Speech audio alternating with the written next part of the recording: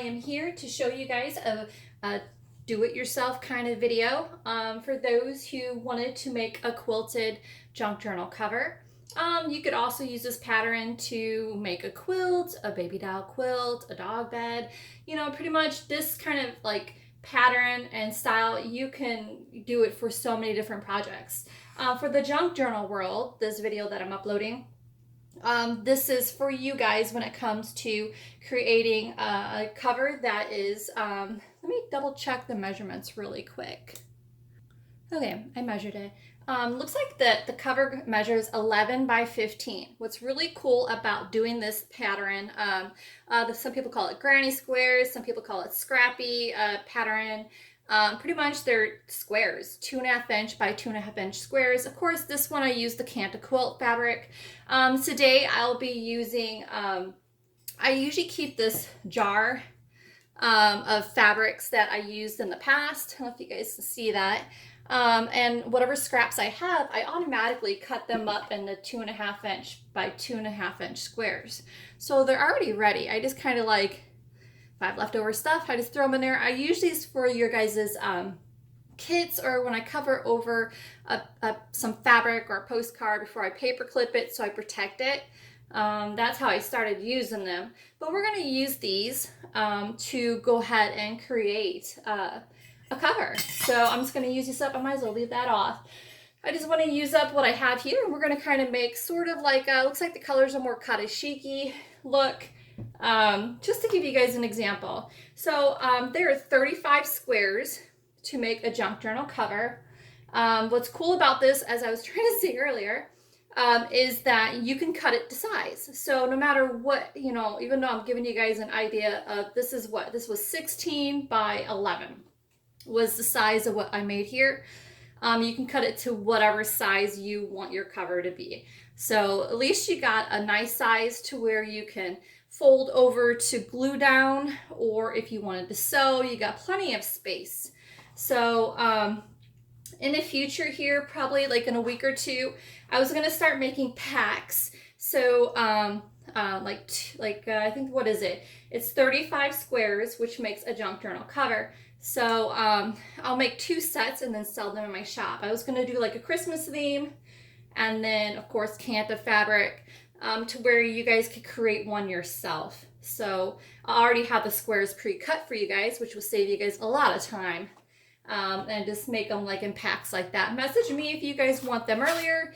I have a lot of things that I am doing, so I know in time I will have that done for you. So let's go ahead and make this pretty easy for you. So first things first, you need an iron. You need fabric, so use whatever fabrics you want to use. I prefer cotton, non-stretchy fabrics. Stretchy fabrics are not easy to work with. I recommend a tool, list tools, like you get these at Walmart, or I'll put a link down below, different places I find that are cheaper. You can get them in a set along with a rotary tool. This here is really nice when it comes to cutting your squares. I'll give you guys an example here in a little bit. You're going to need needles that they will help piece your pieces together, and a cutting board if you can. If you get these 2 tools, then you're going to need a cutting board, because if you cut your fabric, you're just going to cut into your wood, whatever you're using as a table below, and the last thing you want to do is ruin your table. You're going to need a pair of scissors. Here is like an example of one of those cutting boards. There's so many brands and styles and names for these things. They're really awesome. So this one's awesome because it's a perfect size if I travel with it. Say if we're on the road, I could cut fabrics and stuff as we're driving. Or if I'm at the table in the kitchen or something like that.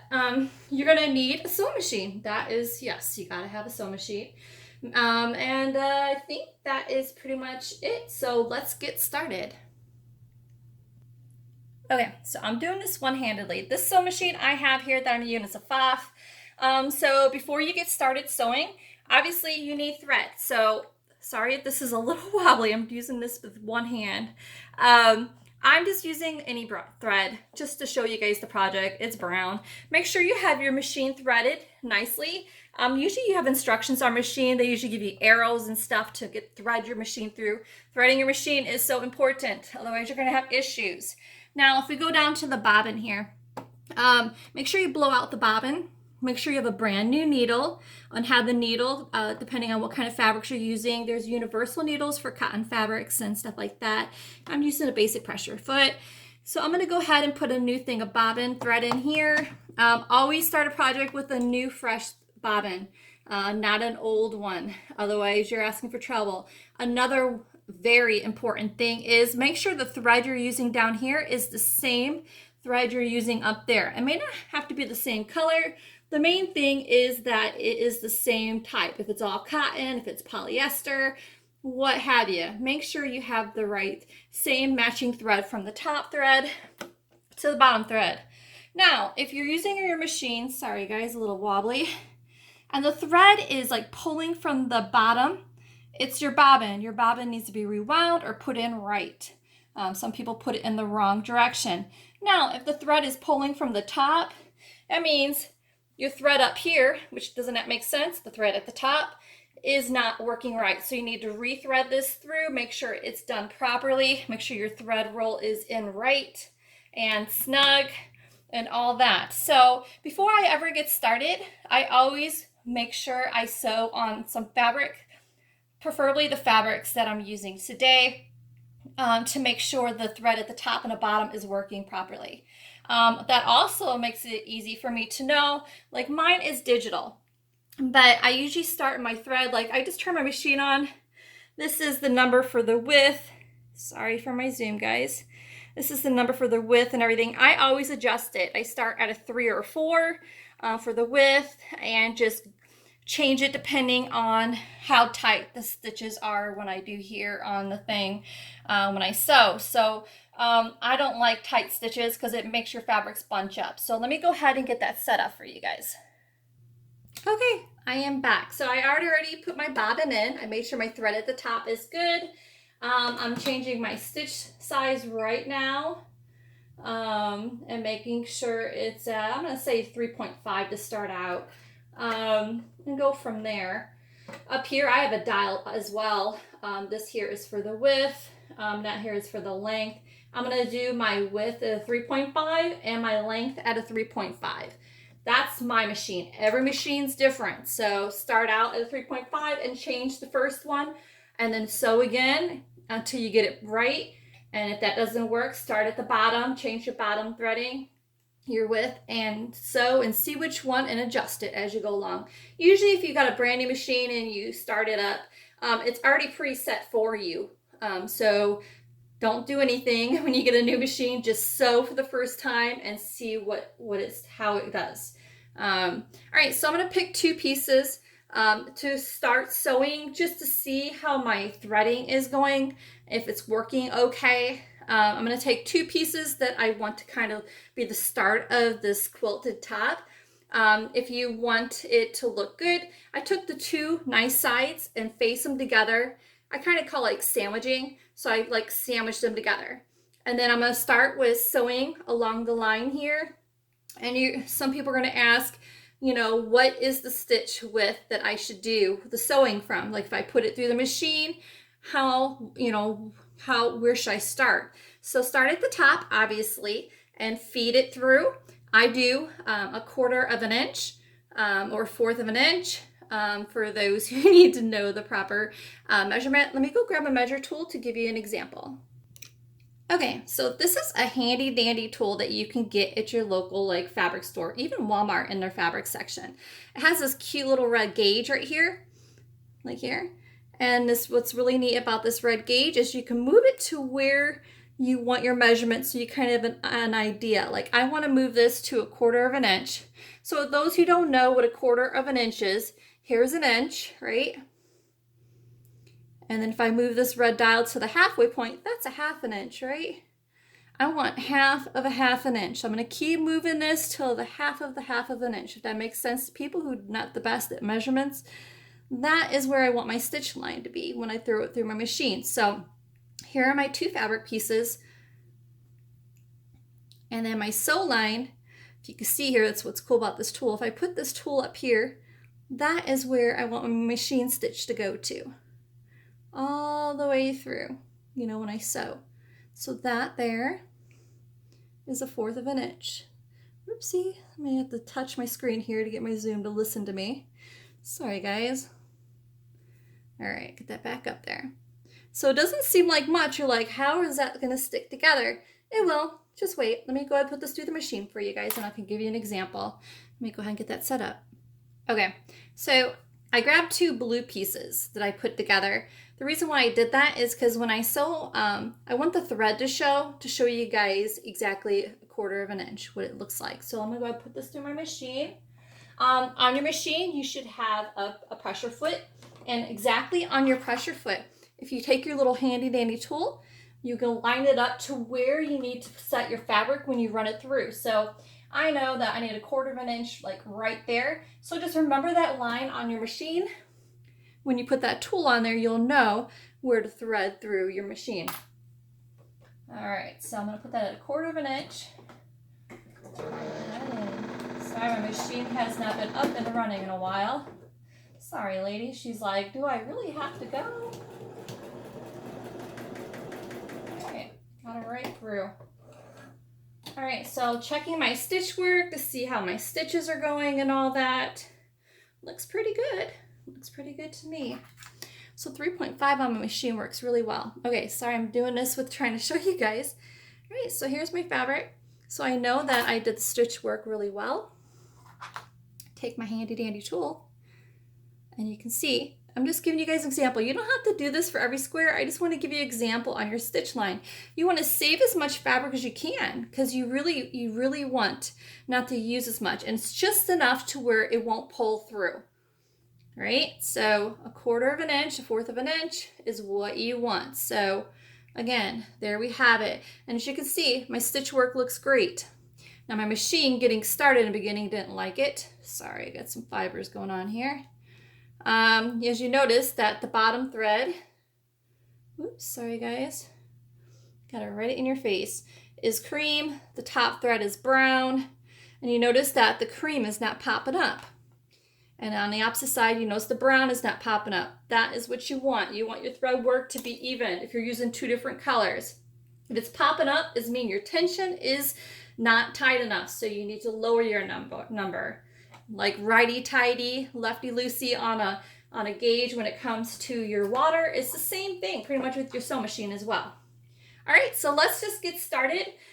I need pretty much 35 squares. So what I'm gonna do is I'm just kind of wing it. So I'm just going to grab 2 squares, which I did before.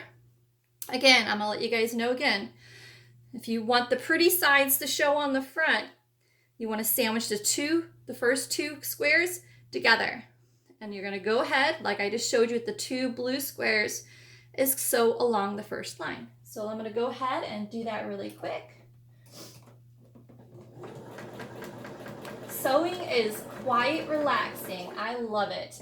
Now, a lot of people, when they use like light fabrics, they use a light color thread. Me, I'm just trying to give you guys an example. I just kind of used what I had. And there you have it. So the first 2 squares are together. So to make this quilted cover, I think it is 5 wide, 7 squares long. So what we're going to go ahead is pick out 5 pieces, 5 squares. So let me go ahead and do that really quick for you. Okay, here's the first 5 squares I'm going to do. Just making it quite a variety. So I'm going to go ahead and obviously, as you guys see, we sewn the first 2 already. So what I'm going to do is take this beautiful blue, since I want this to be the top. Remember I told you, go to the closest one, sandwich it together. The 2, what do they call it, right sides together. And then I'm going to go ahead and sew along this line. So we're kind of making a row. So let me sew this and then I'll get right back to you guys. Let me go put this down and press pause. Okay, I am back. So it's a little fluffy right now. We're going to iron this later flat. And I was going to show you guys a really cool idea on how to do that. So I'm going to go ahead and do the next one. And obviously you guys know the same routine. Do the same thing with this one, 2 good sides facing. Sandwich them together and then sew along that line. So when I come back, I'm going to go ahead and do the same thing with the yellow. So this row 1 will be complete. I'll put this down and get right back to you guys. Okay, everyone, row 1 is complete. Now you're like, what do I do about all this bubbly look? So that's where the handy dandy, obviously, iron comes into play. Make sure that your iron, if it's a steam iron, put water in it. It does a big help. Now, everyone does ironing differently. You know, some people like to iron on top. I don't. I flip mine over like this, and I turn these tabs down and iron them flat, all in the same direction. Let me go ahead and iron them, and I will show you here in a minute. The reason why I do that, and then after I iron them all in the same direction, the reason why I do that is because you won't have a lumpy quilted top. Even though you iron this way, if you did iron the top like that, you'll iron them without looking, these in so many twisted directions, and you're still creating a lumpy quilted top, which you don't want to do that. So to save yourself a whole lot of work and headache for having a lumpy quilted top, just like I said, turn it the backwards and go ahead, iron these tabs all in the same direction. And then when you're done with that, flip it back over and iron the top in between each seam. And you're gonna have a really cool flat row 1. Now we just have 7 more of these to make really quick. I'll be right back. Let me iron this really quick. All right, everyone, I'm back. Here's row 1. Look how flat that is. And I can flip it over to show you guys what I mean. See how I iron these flat in the same direction? So now when you quilt the next row, do the same thing. So I'm gonna go ahead and create all 7 rows, and then I'll get right back to you guys. So let me go ahead and do that really quick. Hey everyone, here is row 2. Before I get started on all 7 rows, I just want to make sure you guys know a little secret. Something that might be helpful for you guys so you do not forget, oh my gosh, which row is what from the beginning. Because it can get confusing because everything starts looking like all these colors and you forget. So what I do is I normally take a needle with a beautiful colorful tip so then you know you can see it. And in the middle of the first row, row 1, first square, I put a needle. And row 2, I'm going to do the same thing. First square, row 2, I'm going to put a needle because sometimes you'll forget and you're like, oh my gosh, and you had your rows and the colors exactly the way you wanted it, and then you're kind of like get so frustrated. So I'm going to do that with every row. First square in every row, and then just move it on up to the top like that. Now, some people, I've seen one lady, she put 2 pins at the first one, so you know that's the very first one in the row. It's up to you. I kind of know the red tip is my very first one. So let me go ahead and finish the rest of the 7 rows. And so I have 2 of 7 going on right now. Hey everyone, I am back. I just thought of something when I was sewing along. I'm on row 4 of 7. I was just thinking, you know, my machine, when I sew each one together, automatically back stitches for me. Now, when you first start doing your fabrics, the first 2, or before you go to the next one, when you go to sew, depending on your machine, if it doesn't automatic back stitch for you, when you first start to sew a few stitches and hit your back stitch one, because if you don't, when you get to the very end, your thread will pull right through and it comes right out. So heads up, make sure you back stitch your first few stitches before you finish off. I mean, you could finish off with a back stitch if you want to, but you just make sure I don't. Just cut your thread about 1/4 of an inch at the very end because it's going to be sewn in the opposite direction and it'll be taken care of. But it's up to you. If you're very extra cautious, back stitch at the top, then back stitch at the very back at the very end. So up to you. So let me go ahead and continue on here. Like I said, row 4. Once you guys do this, it goes by so fast. You should be able to get this done within a half an hour. Obviously, cutting squares is going to take longer, but I'm saying sewing one together shouldn't take that long at all. Let me go ahead and finish these up for you guys.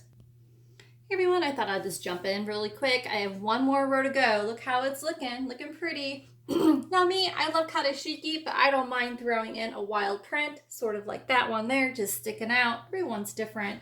In fact, that came from a clothing quilt that I did for a customer. If you go to my Facebook group and you scroll down very, like a year or so ago, I did these, actually a lot of these squares you see here are leftover pieces from it. It was pieces from her mother's clothing, and I had stabilized it with a stabilizer. And literally hundreds and thousands of tiny squares like this made into a triple Irish chain pattern. So down below you can click on the link. I have a Facebook group and scroll down there and try to find it. I don't know where exactly and how to give you guys the direct link to that, so I'm still learning. Hope you guys check it out, but really cool. It's amazing when you push, pull back a pattern you put together, how it seems like all those pieces come together very well together. So one more row to go, guys. I'm gonna get it. Okay, I am back. I got all 7 rows in. And now you're probably wondering, what do I do next? Well, it's rather quite easy. So remember at the top, my row 1, the first one is a red pen, and I told you I'm gonna take row 1 and row 2. Here's row 1. Here's row 2. Row 2 was the second one in line. The same concept of putting the first 2 squares together in a row. I'm doing the same thing in these columns, kind of thing. So I want the 2 nice sides facing each other. I'm going to sandwich them together. And I'm going to sew along the line here, because when I sandwich it, when I open it up, that's row 1, row 2. That makes sense? So what I'm going to do is, again, take row 1, row 2, sandwich them together. Sew along the line right here. Now, you can't just put these 2 together and sew. This is the tricky part, which is not too hard to understand. If you want these points to meet square every time, you're gonna have to pin the 2 points together. So, come on, Zoom, be nice to me today. So you find the first 2 points. You guys can see that, okay? Sorry guys, to zoom. If I get too close, it zooms foggy. So I got the 2 points. I find where they match. And see, the fabric, since you've already ironed them flat, they already are going to be flat. The 2 lines will match on either side. Then I take a pin, and I'm going to pin every point. So here we go. So I'm going to pin every point. That's point 1. So when I sew along here, those corners will match. So I'm going to go to the next one and do the same exact thing. See, the fabric already lays flat. Come on, Zoom. Fabric already lays flat on both sides. If you do it right, then these line up automatically for you. But to keep it in place, I'm going to go ahead and grab the next pin. So I'm going to do that for every one in row 1 and row 2. I'm going to get right back to you guys. Okay, I am back. So I stitched row 1 and row 2 together already for you guys. So obviously you guys already pinned them. Then you take it through the machine and you go ahead and sew that 1/4 inch. And it's just, you can leave the needles in too. Most machines you can. Now if your machine won't allow you, just when you get up to a certain point, you could pull the needle out and let the machine go. Before the machine gets to there, you can pull that needle out. But try to keep those needles in as long as you can. Now I'm going to pull those needles out. And as you can see, the first thing you think is, oh no, where is the top? Where is the bottom? Okay, remember I told you about those needles. The red one was the first one, and then the blue is the next kind of thing. I take out the blue one, keep that first one. So you know that's the top row, first one. So you automatically know which direction you're going in, so you don't forget, oh my gosh, which one, and then you're like moving around like trying to figure out which ones were the next ones. Keep that first pin in. Keep her in. Now look, it looks all wrinkly and you know what to do. So the same thing I taught you guys about laying your seams flat and then iron them, you're doing the same thing but in the opposite direction. So I'm going to be going ahead and this long seam here, I'm going to iron it from behind and iron that seam down flat because we want a nice flat quilted cup, right? So I'm going to go ahead and do that for you guys. Okay everyone, I am back. Here we go. So it looks like, as you can see the difference, that row 1 and row 2 have already been quilted together. So as you can see, I've already ironed it flat. Look at that. And now you can see that those seams match because how you pen them together before you ran it through. Obviously the red guy here at the top corner is the top, so we're going to lay him flat. Just FYI, you know, I've had a person told me years ago, how do you know if you are quilting right? And they say, or you're a good quilter. A good quilter is a person, this is what a person told me, and I've always taken it to heart, that when you do these proper steps, that your front looks great, right? Awesome. But you know you're a good quilter if your back looks just as good as your front. So this is the back. Now, as we continue on, I'll keep showing you guys the back. It almost looks like the front. Of course, the front is a little bit more polished and there's no seam lines. But once you iron and have it all done all the way through, the back lays just as flat and just as beautiful. So doing these simple, proper steps will make your quilting project so much easier. So let me go ahead and like I showed you again, I'm going to show you guys one more time how to do another column.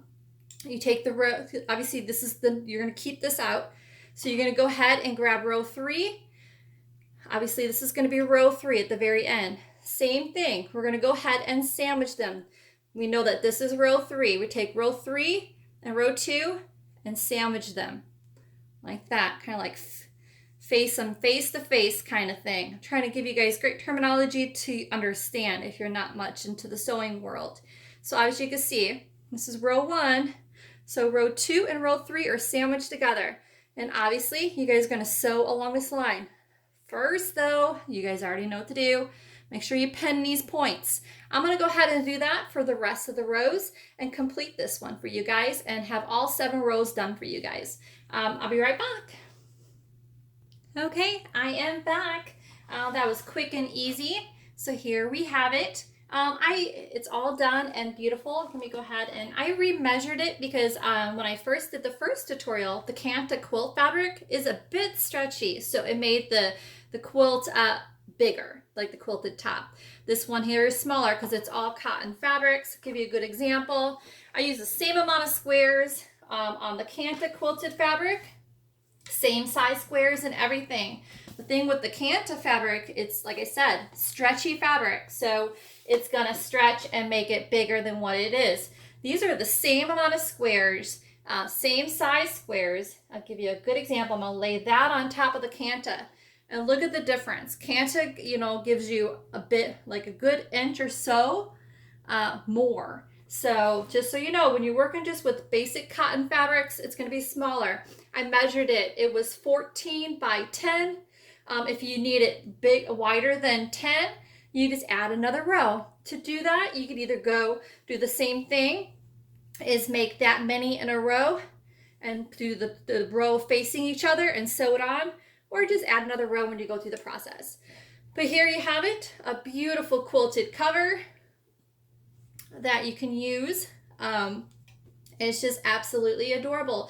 Now, heads up, don't be so hard on yourself the very first time. These are little squares, and it's gonna be kind of tough, and you're like, I can't do it.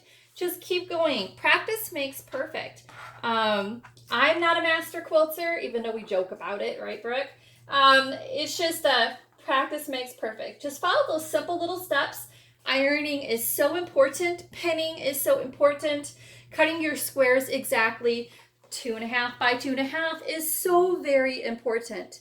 All those little steps matter because like I told you guys earlier, you know, you want those points to match, and to top it off, you want that back to look just as pretty as that front.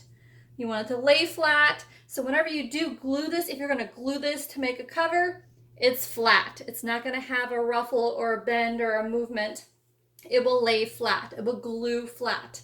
Now, if you're sewing on, there's so many other ways, but either way, it's laying flat, and that's all that matters. So you could just keep going and going and going. You can make a quilt out of this same pattern.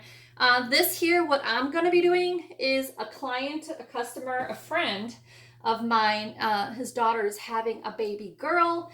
I'm going to go ahead and add maybe another row and another column of squares, and then back it with a chenille. So make her little girl a baby doll quilt and maybe make a pillow that matches. So that's my goal. So I hope this was helpful for you guys. If you have any questions, just message me below. I would love to help you with the step-by-steps. But then again, like I said, this, even though this came out smaller than the Canted Quilted fabric one did, this is also a perfect size for a journal. It's actually nearly exactly what you need.